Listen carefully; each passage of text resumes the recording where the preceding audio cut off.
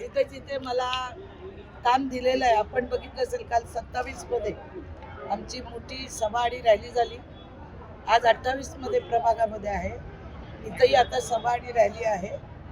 आपल्याला दिलेले उमेदवार आहेत ते निवडून आणायची जबाबदारी दिली आहे ती मी पार पाडत आहे.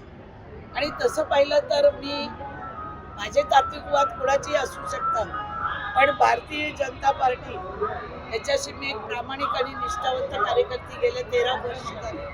मी 14 पासून मी काम करत आहे. मी काय कुठे गेली नाही आणि कुठे आली नाही. नाराज मी असू शकत नाही की शेवटी आमचे मुख्यमंत्री देवेंद्र फडणवीस साहेब यांच्या माध्यमातून मी ते काम करत आहे. छोट्या छोट्या बैठकी माझ्या रोजच्या चालू आहेत. सकाळपासून घरी 11 वाजल्यापासून ते रात्री 2-1:30 वाजेपर्यंत माझ्या बैठका चालू आहेत. आणि त्याच्यातून प्रत्येक गावागावातून कारण 4 विभाग आहेत, तर 4 विभागामधून प्रत्येक कार्यकर्त्यांना बोलवणं, त्यांना समजावणं, त्यांची नाराजी दूर करणं आणि जे उभे होते अपक्ष त्यांना बसायला सांगणं, असं भरपूर जो खेळ झालेला आहे तो मिटवण्यामध्येच माझे 7-8 दिवस गेलेले आहेत. आणि आता मी एक 4-5 दिवस झाले मी प्रचारामध्ये फिरत आहे आणि चांगला रिस्पॉन्स आहे, प्रतिसाद आहे. कारण मी केलेली जी कामं आहेत, विकास कामं, आज आपण बघितलं असेल की आमचा जो इथला हे काढलेला आहे, अजेंडा काढलेला आहे, त्या अजेंडामध्ये त्यांना हॉस्पिटलचं नमूद करावं लागलेलं आहे की 700-800 कोटीचं बेलापूर विभागामध्ये हॉस्पिटल होत आहे. अशी बरीच कामं ती माझीच त्या अजेंडामध्ये आहेत आणि ती कामं घेऊनच आम्ही पुढे चाललेलो आहोत. तुम्ही बंद करा ना. अरे बंद करा. ठीक आहे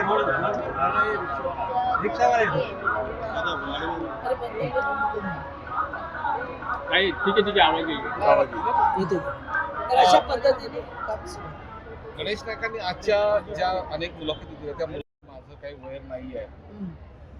आमचं वैर नाहीच आहे. मी कधी म्हणाली माझं वैर आहे? मी कधी त्यांच्याकडे काय पैसे मागितले का, जागा मागितली की, कामं मागितली का, कुठे टक्केवारी मागितली का, माझ्या मुलांना कुठे काम द्या? आमचं वैर नाहीच आहे. वैर आहे ते राजकारणाच्या खुर्चीवरती कोणी बसावं, कोणी किती आपले नगरसेवक काढावं यासाठी चढावड असते प्रत्येक पक्षामध्ये. ती असणारच आहे आणि ती राहत राहणार आहे. त्यात काय आमचं वैर वगैरे दोघांचं काही नाही. आमचं कधी दोघांचं असं समोरासमोर कधी भांडणही झालेलं नाही. भांडण लावण्याचे काम त्यांच्या आजूबाजूला जे गिरट्या घालतात ते लावत असतात. त्यांनी समजून घ्यायचं असतं. ते मोठे आहेत माझ्यापेक्षा, ते नेते आहेत. आम्ही त्यांना नेहमीच नेते बोललेलो. तुम्हालाही माहिती आहे, तुमच्या चॅनलने नेहमीच दाखवलेलं आहे. आम्ही त्यांना नेतेच मानलेले आहे. पण त्यांनी पण संकुचित बुद्धीचं न राहता सगळ्यांना समाविष्ट करून सर्व कार्यकर्ते हे आपलेच आहेत पक्षाचे, अशा पद्धतीने जर तिकीट वाटप झालं असतं तर आज जो हा प्रकार जो नवी मुंबई झालाय तो घडला नसता. आज सगळं पॅचअप करता करता मला 7-8 दिवस लागले. लोकांची मनधरणी करताना अनेक लोकांनी पैसे खर्च करून गेली 10 वर्ष काम करत 10 वर्षांनी निवडणुका लागलेल्या आहेत. आणि प्रत्येक कार्यकर्त्याला अपेक्षा असते ना मला तिकीट मिळावी. आपण त्यांना काय देऊ शकतो? त्यांना सतरंजी उचलायचंच काम आपण नेहमी द्यायचं का? त्यांनाही तिकीट दिलं पाहिजे अशी माझी मनधारणा होती. एक 9-10 तिकीट दिले असता कार्यकर्ते संतुष्ट झाले असते, निवडून आले असते की नसते आले, पडले असते. पण तरी पण त्यांना कार्यकर्ता म्हणून आपण कार्यकर्त्यांच्या बरोबर जर नाही राहिलं तर 3 वेळा मी जे निवडून आले ते असेच नाही आले. आज इथे सगळे जर बघाल तर सर्व कार्यकर्ते आहेत. हे आमचे दाजीभाई पटेल, हे तनसुख, हे मारवाडी, आमचा हिरा हा 95 पासून म्हणजे बरोबर आहे. हे सगळे कार्यकर्ते आहेत.